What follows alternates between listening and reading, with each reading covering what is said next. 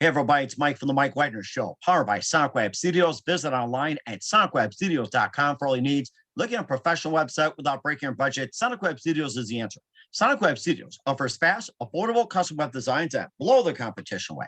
Call today, 1-800-303-3960. That's 1-800-303-3960. Or email to support@sonicwebstudios.com. Mention The Mike Wagner Show, get 20% off your first project. Sonic Web Studios, take your image to the next level.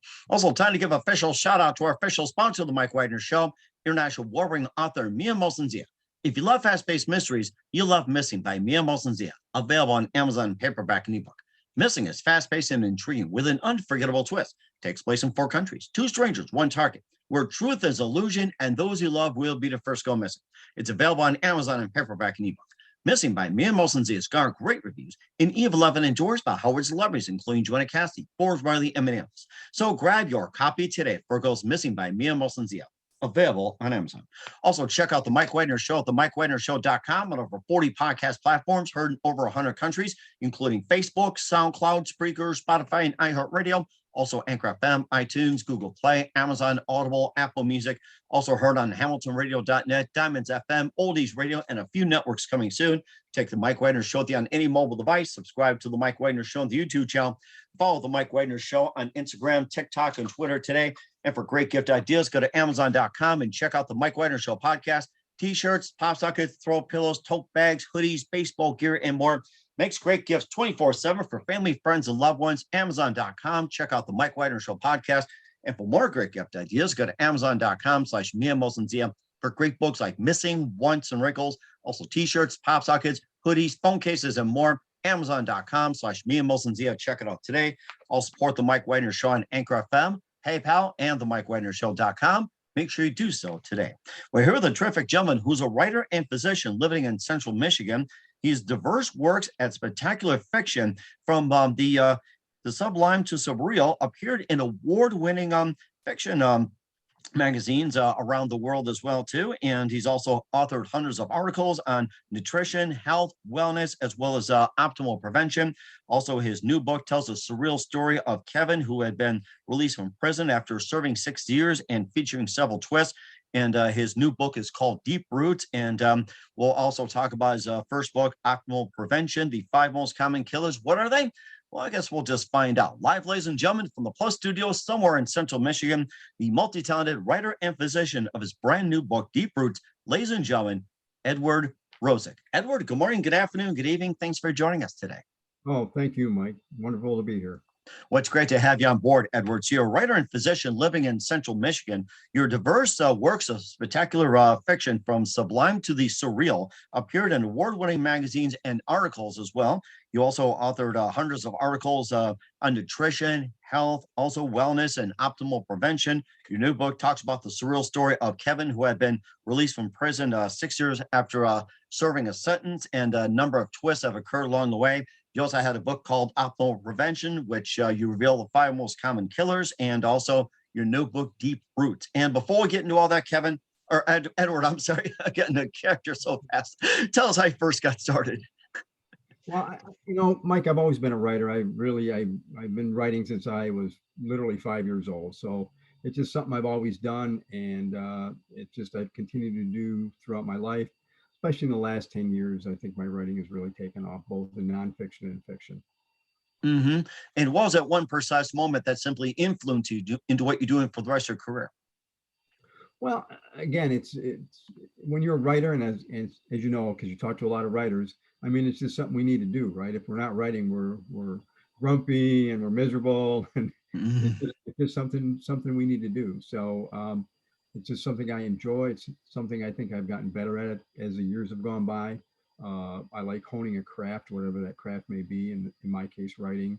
And so, like I say, probably in the last 10, 15 years, I think my writing has gotten better. Actually, I know it's gotten better. And hopefully readers are thinking that too. So. Mm-hmm. And what actually got you really involved into writing? You said you started at an early age and then it got better at 10, 15 years. What was that one moment that simply really got you more intense into writing?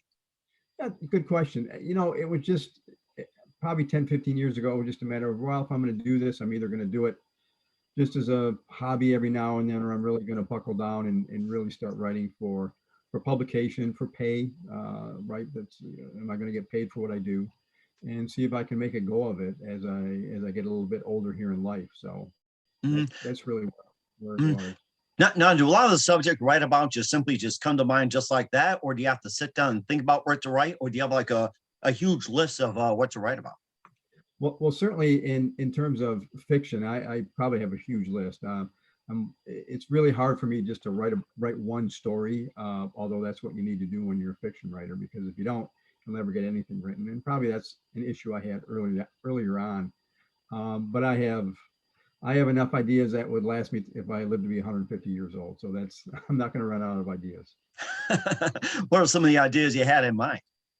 I mean, I write about everything. I mean, fiction is imagination, right? I've been told, and I think I have a really good imagination. So anything. I mean, my genre has skewed more toward horror in the last few years. But I mean, you can find horror in almost anything, especially in the world we live in, right? There's some pretty horrific stuff going on out there. You don't even need to go into the supernatural realm. And once you go into supernatural, the sky's the limit. I was going to say horror movies as well too. You really don't need to go pay money to see a horror movie. Sometimes you have on your smart device or anything in social media, and I think it's getting me more reality these days. So, Absolutely, yeah. Sometimes it's hard to think up something to write because you say, I'm going to write this, and people won't believe it, and then it pops up like you say on your mobile device. So hmm and who are some of your favorite writers and authors growing up?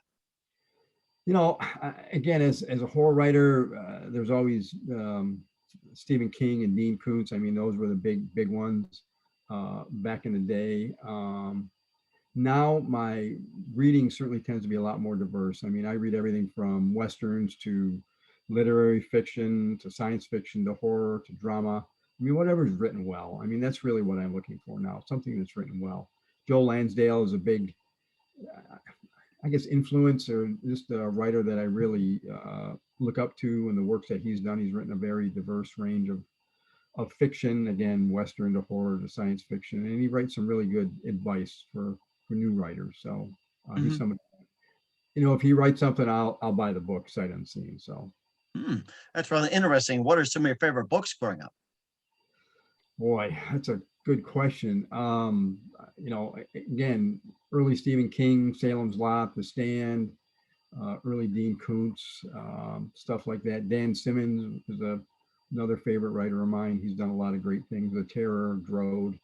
Um, there's a ton. I'm one of those people who has literally hundreds of books on his bookshelf. So hmm You also have 900 books. You also have 100 articles written about your work. You also have your new book, Deep Roots, also Optimal Prevention. We'll get to those in just a minute. But first, listen to the Mike Wagner Show at the MikeWagnerShow.com, powered by SoundWeb Studios. Visit online at SonicWebStudios.com for all your needs. Looking at a professional website without breaking your budget, Sonic Web Studios is the answer. Sonic Web Studios offers fast, affordable custom web designs that blow the competition away. Call today, 1-800-303-3960. That's 1-800-303-3960. Or email to support@sonicwebstudios.com. Mention the Mike Wagner Show, get 20% off your first project. Sonic Web Studios, take your image to the next level. Also, time to give official shout out to our official sponsor of the Mike Wagner Show, international warring author Mia Molson-Zia. If you love fast-paced mysteries, you'll love Missing by Mia Molson-Zia, available on Amazon paperback and ebook. Missing is fast-paced and intriguing with an unforgettable twist. Takes place in 4 countries, 2 strangers, 1 target, where truth is illusion and those you love will be the first go missing. It's available on Amazon and paperback and ebook. Missing by Mia Molson-Zia has garnered great reviews in Eve 11 Age Wars by Howard celebrities, including Joanna Cassidy, Forbes Riley, and many others. So grab your copy today for Goes Missing by Mia Molson-Zia, available on Amazon. Also, check out the Mike Wagner Show at the MikeWagnerShow.com on over 40 podcast platforms, heard in over 100 countries. Also on HamiltonRadio.net, Diamonds FM, Oldies Radio, and a few networks coming soon. Take us with you on any mobile device. Subscribe to the Mike Wagner Show on the YouTube channel. Follow the Mike Wagner Show on Instagram, TikTok, and Twitter today. For great gift ideas, go to Amazon.com and check out the Mike Wagner Show podcast. And for more great gift ideas, go to Amazon.com/Mia Molson-Zia for great books, merchandise, and more. And don't forget to support the Mike Wagner Show on Anchor FM, PayPal, themikewagnershow.com. Make sure you give generously today. We're here with writer and physician living in Central Michigan, Edward Rosick here on the Mike Wagner Show. And let's talk about your book, Optimal Prevention, the 5 most common killers to prevent. And tell us more about the book and what are the 5 most common killers? Yeah, so in the Western world, the 5 most common killers are, I want to make sure I get this right, heart disease, cancer, cerebrovascular disease, things like strokes, diabetes, and Alzheimer's. So they're all diseases that unfortunately medicine, or at least mainstream medicine, really doesn't have a lot to do in terms of helping, right? I mean, the war on cancer started under Richard Nixon, and that was 40, 50 years ago. Yeah, I think it And was 72, somewhere around there, maybe 69. It's like, was he like president at the time or like vice president or before that? I think he was president. I think, again, I was just a little kid, so but so it's been a long time, and yet people are still dying by the millions of cancer today. So what I really wanted to do was write a book available to everybody, not just physicians or not just people well versed in medicine, that could give people common sense, scientifically based ideas on how to prevent those diseases. My background and training is in preventive medicine and public health and holistic medicine. So there's a lot of nutritional components involved in that as well. And so I really wanted to write a book that gave people ways that they could do themselves without having to go to their doctor. Of course, I always want them to talk to their doctor about any changes they do in terms of medicine, in terms of their health, but what they could do to help prevent those diseases, because it's a lot better if you can prevent something than having to treat something.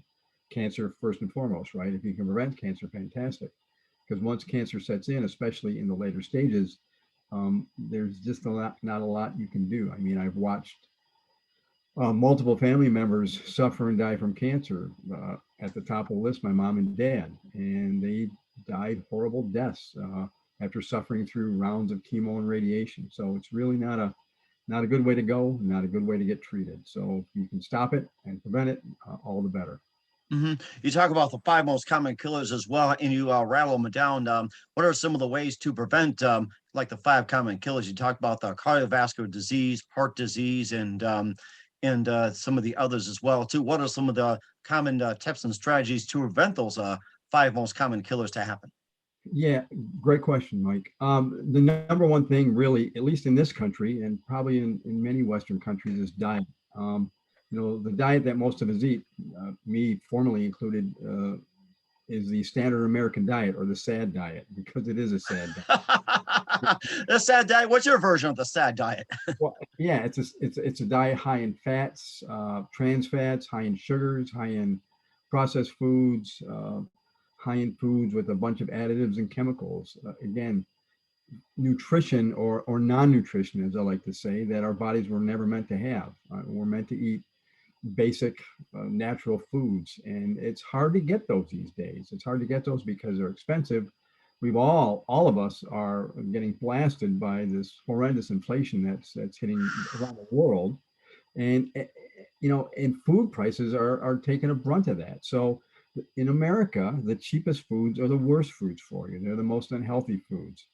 Right? It's easy to stop at your local fast food joint and pick up a burger, fries, and a soft drink that has 1,500, 2,000 calories. That'll satiate your appetite, but it does nothing for your nutrition. In fact, it's horrible for nutrition. So all those, at least the standard American diet is a high inflammatory diet. It causes a lot of inflammation in your body.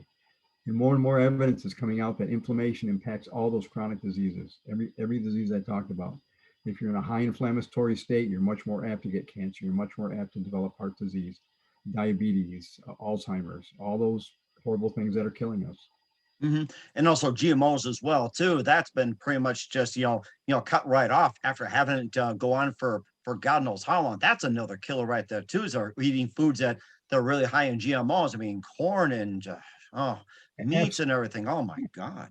Absolutely. You hit the nail on the head, right? Because not only the GMOs, who knows what's going on in their molecular structure, the GMO foods, the GMO grains are made so that the pharmaceutical and the pharmaceutical industrial agricultural groups can sell a bunch of glyphosate and other herbicides and pesticides, again, that we know are horrible for the human beings, for all of us. So yeah, people need to get back, and I talk about this extensively in the book. The more natural based diet, organic if you can. Unfortunately, organic food can be very, very expensive. Mhm. So Do you think the price of organic food is going to start getting lower and lower and lower as the demand starts getting higher and higher and higher in the future? I think it will, and I've certainly seen some of that. I mean, it's definitely still higher, which kind of blows my mind, right? It shouldn't be higher. They're not using chemicals on it. They're not using herbicides. They're not using pesticides. It should be cheaper. But I do see that going down, and I see the demand for it going up. People are waking up to this fact. People are waking up to that. Hey, this war on cancer has been, quote unquote, war on cancer has been going on for 40, 50, 60 years, and it's really not doing anything. What can we do to ameliorate that ourselves? And so again, optimal prevention was just to get the book out in everybody's hands, right? The person who doesn't have a PhD in chemistry, that they can read this, say, oh, okay, this makes sense. Everything I write about in the book is backed up by scientific studies. Everything. I'm not making outlandish claims about anything. So. Hmm. And plus too, I was thinking about the whole thing, war on cancer as well too. That Richard Nixon did. And what do you think started the whole thing on the war of cancer? Was it somebody in his family, or did it come from someone like, say, a physician that was advising him or something? Or that's an interesting concept, the war on cancer. It's like many of us practically forgot about, or nobody lived through it during the Nixon administration. Right. Yeah, that's a good question. I don't know why it started. Being being somewhat cynical in terms of the whole political process, it probably was just a good soundbite, he thought, and to get people's minds off the Vietnam War and Oh yes. all that other stuff. So yeah, I mean, it sounds good. It's a way to push money toward friends and companies that uh, are involved in this quote unquote war on cancer. So it's been going on for a long time, and as a physician, I still see the ravages of cancer in many of my patients, and it's a horrible thing. Hmm. And of course, going from cancer and going from optimal prevention, you also have a book out there too, which is basically called Deep Roots. And your new book tells about the surreal story of Kevin, who had been released from prison, serving 6 years and a lot of twists and turns. And tell us more about the book Deep Roots, and about Kevin and serving 6 years for prison sentence. And tell us a bit more about the book, and especially about Kevin. Sure. So, Deep Roots is a story about Kevin Ciano, a 31-year-old guy who grew up in Detroit, uh, was sort of railroaded into prison, spent 6 years up at Fairview State Penitentiary, which is a prison in northern Michigan, all fictional, of course.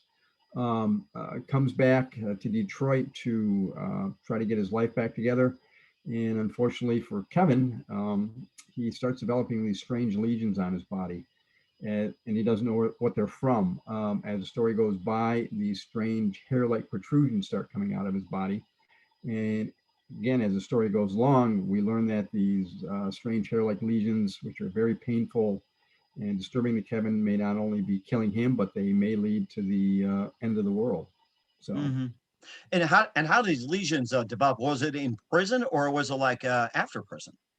Well, the lesions occurred after prison. I won't give it away because that's one of the things of the book, but it occurs after prison, and it's connected to a bunch of scarifications, and tattoos he had forced upon him in prison by a very, very evil guy named Charles Riodona. So as the story goes along, I slowly reveal what's the connection between the lesions and the hairs and the scarifications and the tattoos, Hmm. how it all comes together. Hmm. And also Kevin serving 6 years in prison. What did he commit the murder for? And was it like a just trial, fair trial? Or was he like wrongly accused? He wasn't wrong. He actually it was really an assault and battery. So it was a simple assault and battery, which should have been plead down to. It could have even been just probation. But unfortunately, his assault and battery was on the son of a police officer, and so he got slammed hard by the penal system and ended up having to do 6 years at a maximum security prison. So he was somewhat railroaded by the system. Hmm. And He also wasn't. go on. I'm sorry. No, no, that's okay. So, and then once he got to prison, he did commit a murder in prison. That's what spiraled things out of control for him. And that's where he got back to where he got sent back to Fairview. Then also more things that happened as well too. Another confrontation trying to battle the lesions, and what else did he really have to battle, and what was he able to conquer? I guess that's another point. What was he able to conquer?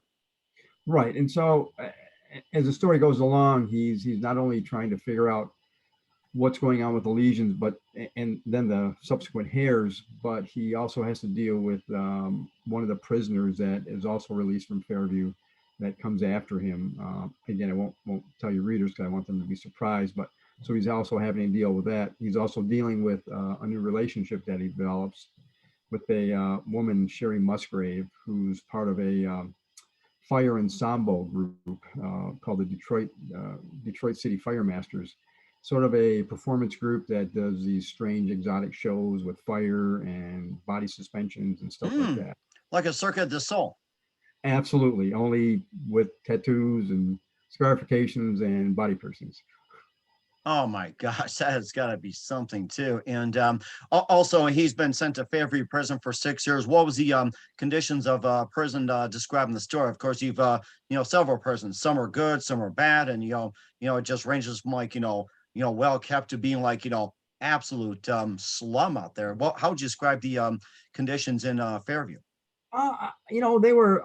They certainly weren't a slum. I mean, they were a maximum security prison. So in maximum security, and I've had family members that were not incarcerated, but that were worked in the prison system for decades. In maximum security, you have the worst of the worst. So you have people like Kevin who really shouldn't be in maximum security, along with people like the bad guy, the really bad guy of the story, Charles Riodona, who certainly should be in a maximum security.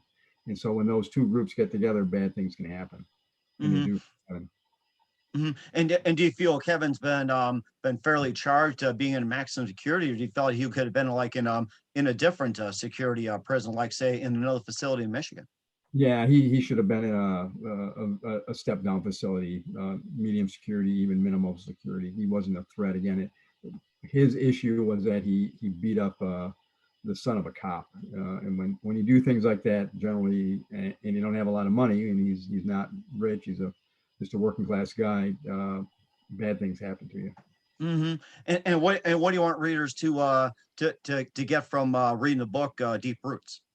Well, I've been told by a lot of people who've read it so far that it's a very fast paced book. That's what I wanted to write. I think horror should be fast paced. I mean, there can be psychological horror. This is a little different than that. It's a page turner. I think once you read one chapter, you want to read the next one and the next one. So it's a fast read. I mean, if people want to sit down for, one night or 1 week and plow through a book and be scared and disturbed and maybe even a little horrified, it's certainly the book for them. And I can see that, making a movie as well too. Maybe Silence of the Lambs, like in fast speed or anything like that. So yeah, I think it would transfer very well to cinema, and it's in Detroit, and I don't think Detroit not doesn't get. I think Detroit should be used a lot more because, excuse me, it's a city that's been around. It's been one of the first cities that were colonized by the Europeans. It was inhabited for thousands, maybe tens of thousands of years before that. So it's a city with huge history. As you know, being from the Midwest has huge history, right? That most people or many people don't know about. So I really enjoy writing about Detroit and Michigan in particular. Okay, and also too that it's almost like they're critically acclaimed as well too, just like the just released from your thing, Crimes of the Future as well too, and horror amateur horror David Cronenberg. So it's just like Crimes of the Future, being inspired by it too. Oh, absolutely. Yeah. I mean, I should write David Cronenberg a thank you note for putting that movie out now, because it really ties in, because there certainly is very, very in your face, if you will, body horror in Deep Roots, and I wanted to make it that way. So I love David Cronenberg. I think he's a auteur. He's an excellent filmmaker, and Crimes of the Future was excellent. I don't know if you got to see it yet, but it was. We'll certainly make a point and do so. Where can we find your book, Deep Roots, Optimal Prevention, and more of your works at? Yeah, so great question. The easiest thing to do is go to my website, which is www.edrosick, that's edrosick.net. And that'll link you up with my stories, with Deep Roots, with Optimal Prevention. And in fact, when readers go there, starting the end of this week, they'll be able to read a free short story. I'm going to start putting up free stories up there every month. Oh, So, we're certainly looking forward to it, and we'll do so. What's coming up for Ed Rosick? We'll find out just 1 minute. Listen to the Mike Wagner Show at the MikeWagnerShow.com, powered by SonicWeb Studios. Visit online at SonicWebStudios.com for all your needs. Also brought to you by official sponsor of the Mike Wagner Show, international warring author Mia Moses Missing, available on Amazon and paperback and ebook. We'll be back with author and physician from Central Michigan, Ed Rosick, after this time. We're back with author Edward Rosick of Deep Roots and Optimal Prevention here on the Mike Wagner Show. And Edward just had some really good insights to what you did as a writer, physician, learned a lot about optimal prevention, everything, and the story about Deep Roots. Of what else can we expect from you in 2022 and beyond, Edward? well, I have a couple short stories coming out in some anthologies, so hopefully those will be out this year. I'm about 40,000 words into my next novel. Called Wahila. Wahila will take place in the Huron Mountains of the Upper Peninsula of Michigan. I'm sure you're familiar with. Mm-hmm. I actually went to undergrad school up there, so I'm very familiar with that area. It's for people who aren't familiar with Michigan's Upper Peninsula. It's also referred to as the Siberia of the Midwest. It's a very unforgiving, very brutal environment, especially in the winter. So this story takes place in the winter in a cabin, isolated cabin in the Huron Mountains with three people, 35-year-old female physician, 41-year-old wolf hunter from Alaska, and a 13-year-old Native American boy. And why they are trapped in this cabin due to a essentially storm of the century, a bomb cyclone winter storm, they're also having to deal with a Wahila. Wahila is a mythological wolf-like, bear-like monster that is somewhat common in the mythology of the Native Americans, especially Northern Native Americans. That's really interesting. We're certainly looking forward to that, especially around the season as well too for Northern Michigan. And who do you consider biggest influence in your career? Boy, I probably Stephen King, just because I think for all horror writers my age, he was the man. He was the guy. I mean, he came from not nothing, but he really blew upon the scene and has continued on for decades. So I would say Stephen King. The second person though would be Joe Lansdale, just because of the breadth and width of the story he writes. Okay. And what's the best advice you can give to anybody at this point? In terms of fiction writing? It can be anything. Oh, in terms of fiction writing, I think anybody, I did a talk yesterday at a local bookstore, and my advice was, number one, everybody has a story to tell. We're all born storytellers. Number two, if you want to be a writer, you have to read a lot, read everything, and you have to write. You got to sit down every single day and write, even when you don't feel like doing it. And that's, to me, one of the hardest thing to do.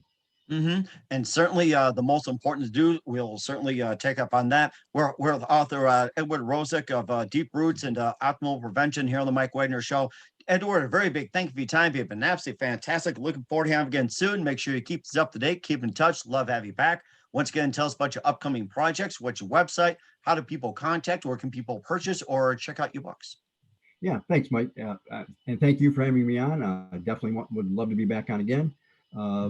Best way is go to my website, www.edrosick, that's EDROSICK.net. That'll get them to my books. They can always get any of my books on Amazon. Some bookstores, especially here in Michigan, are starting to have them. If they don't have them, go to your bookstore and ask them to carry it. That'd be great. We certainly do so. Once again, Ed, a very big thank you for your time. You've been absolutely amazing. Looking forward to having you soon. Make sure you keep us up to date. Keep in touch. Love to have you back. We wish you all the best. You've got a great future ahead. Thank you, Mike. Take care.